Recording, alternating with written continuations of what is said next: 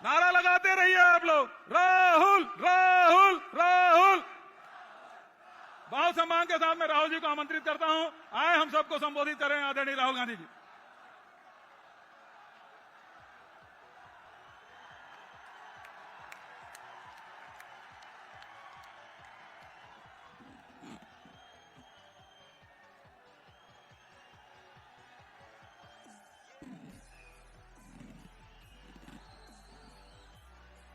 कुमारी सैलजा जी,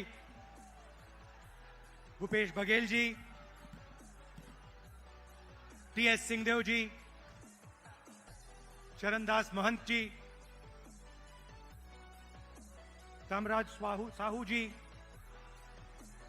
दीपक बैद जी, फूलो देवी नेताम जी, छत्तीसगढ़ के मंत्री, एमएलएज, हमारे प्यारे पार्टी के कार्यकर्ता, बब्बर शेर और शेरनियां, भाइयों और बहनों, छत्तीसगढ़ के युवाओं, प्रेस के हमारे मित्रों, आप सबका यहां बहुत बहुत स्वागत। इतनी गर्मी में आप आए, अपना कीमती समय आपने हमें दिया, हमारी बात सुनने आए, इसके लिए मैं बहुत आभारी हूं।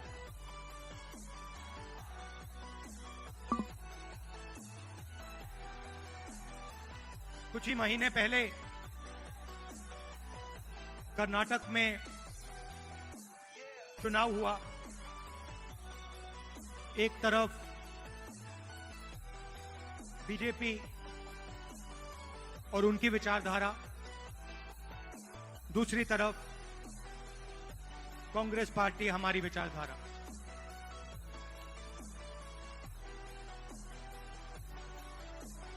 उनका काम लोगों को बांटने का, नफरत फैलाने का, हिंसा फैलाने का। हमारा काम लोगों को जोड़ने का, नफरत के बाजार में मोहब्बत की दुकान खोलने का।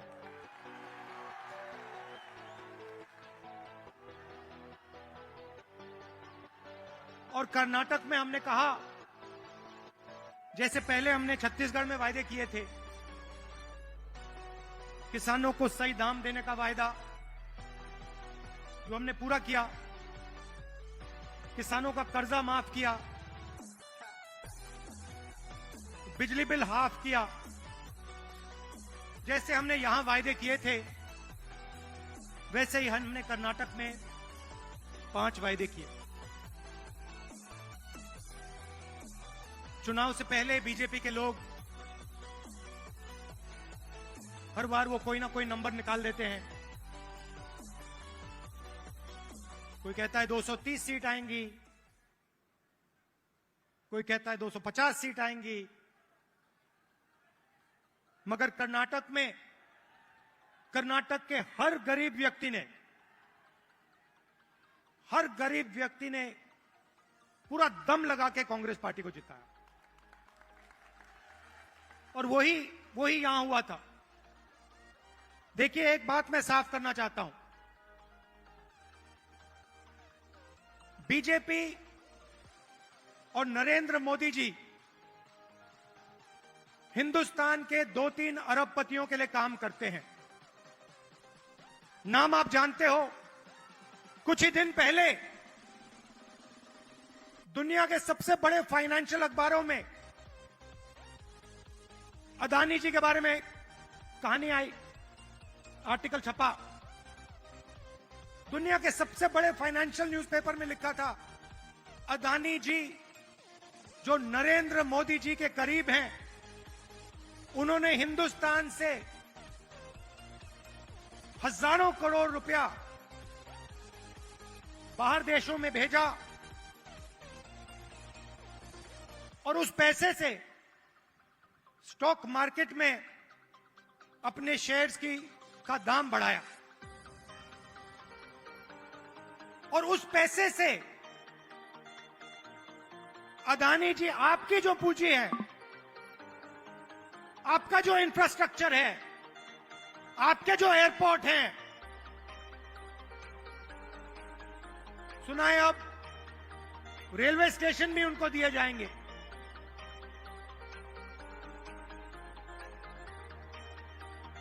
पूरा का पूरा एक व्यक्ति के हवाले किया जा रहा है।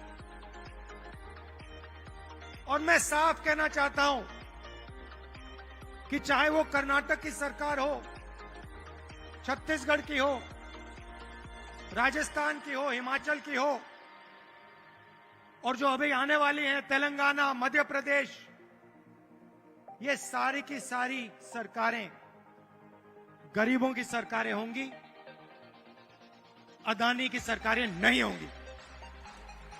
और प्रधानमंत्री को साफ कहना चाहिए, देश को बताना चाहिए और छत्तीसगढ़ के युवाओं को बताना चाहिए कि वो अदानी जी पर इंक्वायरी क्यों नहीं करवा रहे हैं। ऐसी क्या बात है कि नरेंद्र मोदी जी अदानी जी पर इंक्वायरी नहीं करा सकते हैं? 2-3 सवाल हैं भाई और बहनों, युवाओं। ये जो हजारों करोड़ रुपए हिंदुस्तान से बाहर गया, ये पैसा किसका था? पहला सवाल, ये अदानी जी का पैसा नहीं था, ये किसी और का पैसा था। किसका पैसा था? ये पहला सवाल है। प्रधान लिस्ट निकालिए, सवाल पूछिए। धान के लिए सबसे ज्यादा पैसा कौन से स्टेट में मिलता है? जवाब मिलेगा छत्तीसगढ़, छत्तीसगढ़, छत्तीसगढ़। और प्रधानमंत्री जी यहां आए थे, मुझे याद है, बीजेपी के सब नेता आए थे और कहा था कि कांग्रेस पार्टी इस वायदे को पूरा नहीं कर सकती है। कहा था पैसा नहीं है। हमने साफ दिखा दिया, पैसा है और वायदा पूरा हमने कर दिया। जहां भी हम जाते हैं, हम झूठे वायदे नहीं करते। 15 लाख रुपए का वायदा हम नहीं कर सकते। नरेंद्र मोदी जी ने कहा था काला धन वापस आएगा, 15 लाख रुपए बैंक अकाउंट में जाएंगे। उल्टा हजारों करोड़ रुपए हिंदुस्तान से बाहर जा रहा है। इंटरनेशनल अखबार कह रहे हैं कोई इंक्वायरी नहीं।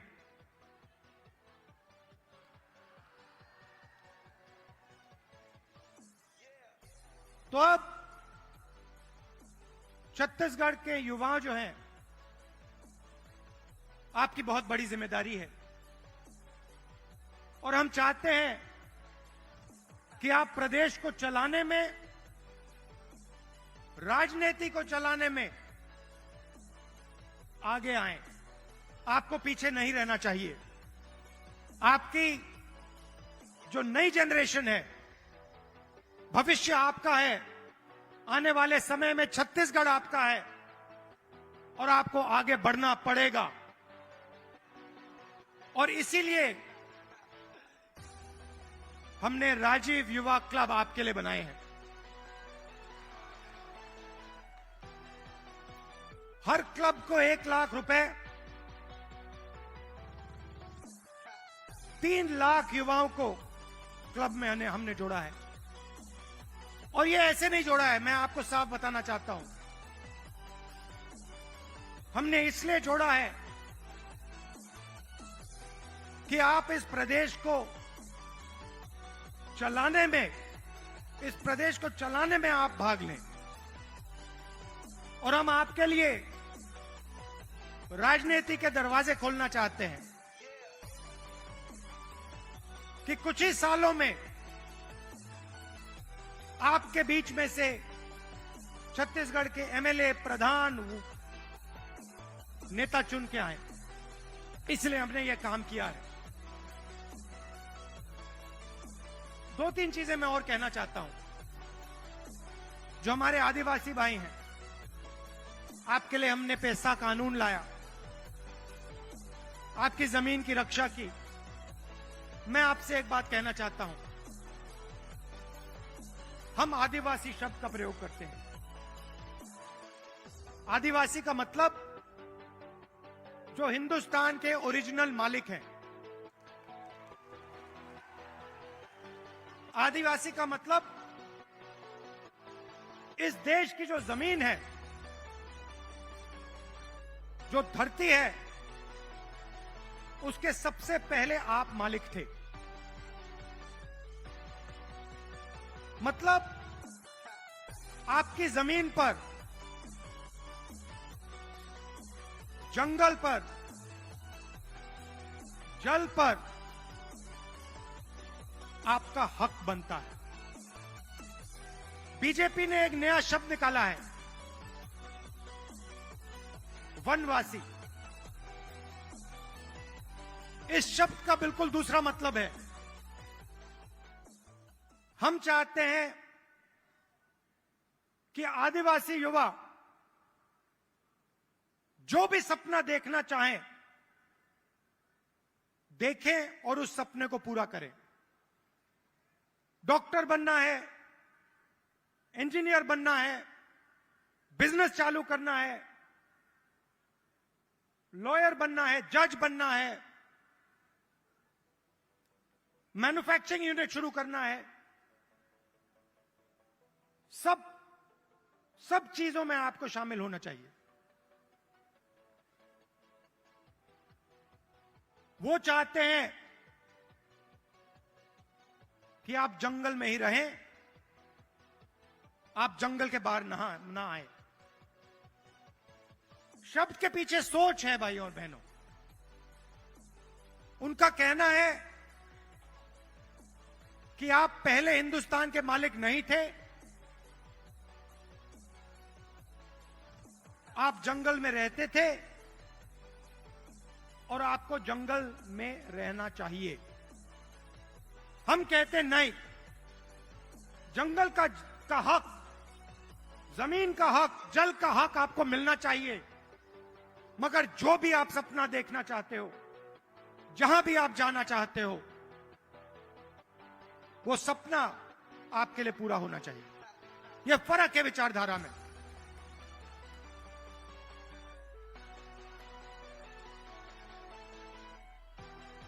और पूरे देश में भाई और बहनों, पूरे देश में ये नफरत फैला रहे हैं।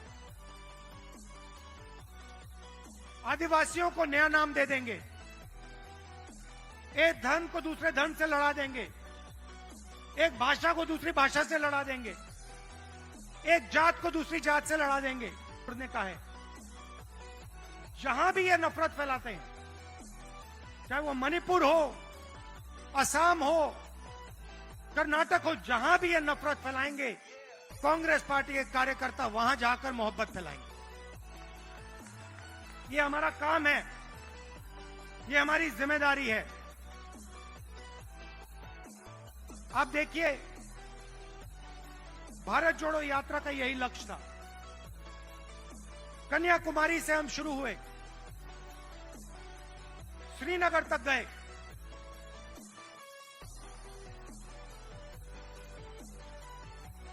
मीडिया में इन्होंने, बीजेपी के लोगों ने हर रोज ये कुछ ना कुछ उल्टा सीधा बोलते हैं, नफरत फैलाते हैं।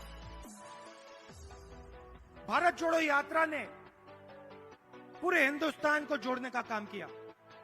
हर धर्म को, हर जात को, हर भाषा को हमने याद दिलाया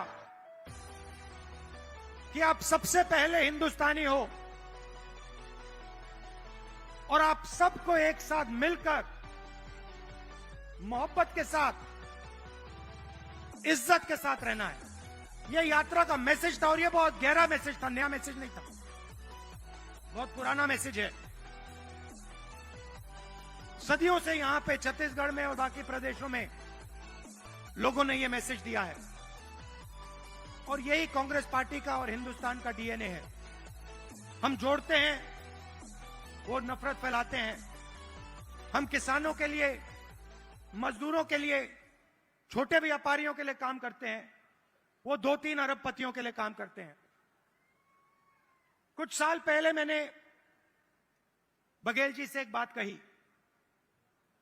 मैंने कहा, जहां भी मैं जाता हूं, मैं युवाओं से पूछता हूं आपके सामने सबसे बड़ी मुश्किल क्या है? बीजेपी ने जो हिंदुस्तान की रीढ़ की हड्डी है, आर्थिक रीढ़ की हड्डी है, उसको तोड़ दिया है। जो छोटे व्यापारी थे, जीएसटी और नोटबंदी ने उनको खत्म कर दिया, जानबूझ के खत्म किया। और जब भी मैं इनसे पूछता हूं आपके सामने सबसे बड़ी मुश्किल क्या है, कहते हैं बेरोजगारी। और मैंने छत्तीसगढ़ के चीफ मिनिस्टर से कहा, देखिए छत्तीसगढ़ में अलग अलग स्किल्स हैं, हर डिस्ट्रिक्ट में आप कुछ ना कुछ बनाते हो, मगर जो छोटे बिजनेस वाले होते हैं उनको बैंक का पैसा नहीं मिलता, उनको मीडिया का सपोर्ट नहीं मिलता। और मैंने छत्तीसगढ़ के चीफ मिनिस्टर बघेल जी से कहा कि आपका फोकस इन छोटे व्यापारियों पे होना चाहिए, छोटे बिजनेस वालों पर होना चाहिए, बैंक के दरवाजे उनके लिए खोलने चाहिए, और मार्केटिंग हो तो इनके लिए हो। और खुशी से मैं कहता हूं कि बघेल जी ने इस पे काम शुरू कर दिया है, और इससे आने वाले समय में लाखों युवाओं को फायदा मिलेगा, हजारों नए बिजनेस खुलेंगे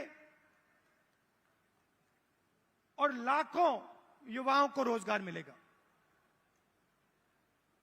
देखिए, आपको सिर्फ छत्तीसगढ़ की नहीं सोचनी है।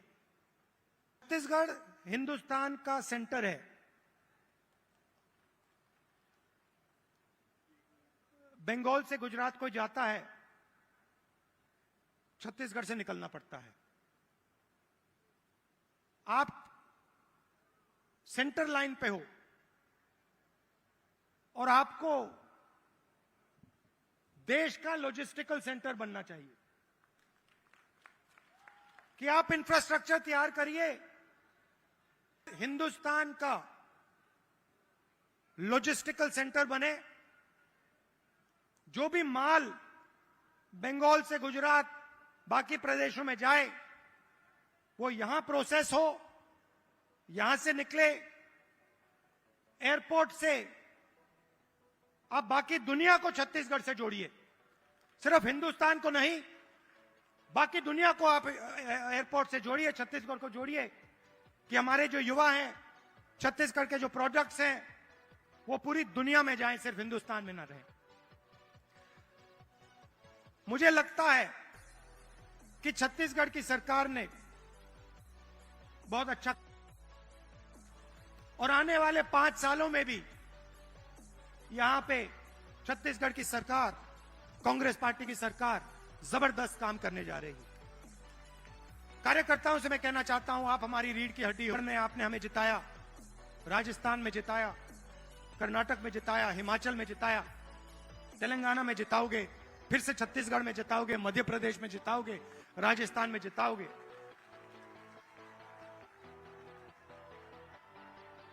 हमारी बघेल जी, हमारी सरकार को हमारे कार्यकर्ता की रक्षा करनी चाहिए, करती है, मगर और डट के। जो हमारा कार्यकर्ता है उसे लगना चाहिए कि मैं कांग्रेस पार्टी का कार्यकर्ता हूं, मैं कांग्रेस पार्टी की विचारधारा के लिए लड़ता हूं और मरता हूं। देश को आपकी जरूरत है, नफरत से देश आगे नहीं जा सकता है, हिंसा से देश आगे नहीं जा सकता है, अर्थव्यवस्था नहीं बढ़ सकती है। मोहब्बत से, इज्जत से काम किया जाता है, और अगर देश को जोड़ा जाता है, सबको एक साथ लाया जाता है, तो देश तेजी से प्रगति करता है। आप सब यहां आए, इतने प्यार से आपने मेरी बात सुनी, इसके लिए आप सबको दिल से धन्यवाद। और जो युवा हैं जो अब इन क्लब्स में शामिल होंगे, आप याद रखिए, छत्तीसगढ़ का भविष्य आपका है, आपकी बड़ी जिम्मेदारी है। आपको राजनीति में आना है, और आपको छत्तीसगढ़ को भविष्य में चलाना है। बहुत बहुत धन्यवाद। जय हिंद, नमस्कार। बहुत बहुत शुक्रिया आपका आदरणीय श्री राहुल गांधी जी। और स्मृति चिन्ह का अवसर है, हम आग्रह करेंगे कि माननीय मुख्य अतिथि महोदय श्री राहुल गांधी जी को स्मृति चिन्ह भेंट करने के लिए हम माननीय मुख्यमंत्री जी से निवेदन करते हैं। आदरणीय शैलजा जी हमारे बीच मंच पर उपस्थित हैं, उन्हें भी स्मृति चिन्ह भेंट करने के लिए माननीय मुख्यमंत्री जी से हम आवेदन करते हैं। आदरणीय राहुल जी, हम सब आपके अत्यंत आभारी हैं। छत्तीसगढ़ के वासी, छत्तीसगढ़ युवा मैदान क्लब के सब साथी, छत्तीसगढ़ शासन के सभी साथी, आपने राष्ट्रीय जिम्मेदारियों में से समय निकालकर अपना स्नेह, अपना प्रेम, अपना संबंध पुनः लगातार छत्तीसगढ़ के साथ बनाए रखा है और हमें विश्वास है कि भविष्य में भी ये आपका स्नेह, आपका मार्गदर्शन हमारे लिए कार्य करने का आधार बनेगा। आभार शैलजा जी का, आभार मुख्यमंत्री जी का, आभार प्रदेश अध्यक्ष जी का, हमारे स्पीकर साहब का, विभाग के मंत्री उमेश भाई का, ताम्रध्वज भाई का, हमारी बहन फूलो देवी नेताम का और सबसे ज्यादा समस्त युवा मैदान क्लब के साथियों का। आप आए प्रदेश के कोने कोने से इस कार्यक्रम को सफल करने के लिए बहुत बहुत आभार, धन्यवाद। जय हिंद, जय छत्तीसगढ़, जय जोहार। आपका बहुत बहुत शुक्रिया माननीय उप मुख्यमंत्री श्री टी.एस. सिंहदेव जी, आपने आभार व्यक्त किया और इसी के साथ हम मंचस्थ सभी सम्मानीय अतिथियों के प्रति आभार व्यक्त करते हैं। जोरदार तालियों के साथ अभिनंदन हमारे आज के सम्मानीय अतिथियों का, माननीय मुख्य अतिथि श्री राहुल गांधी जी और साथ ही मंचस्थ सभी सम्मानीय अतिथियों के प्रति सम्मान के साथ हम हार्दिक आभार व्यक्त करते हैं।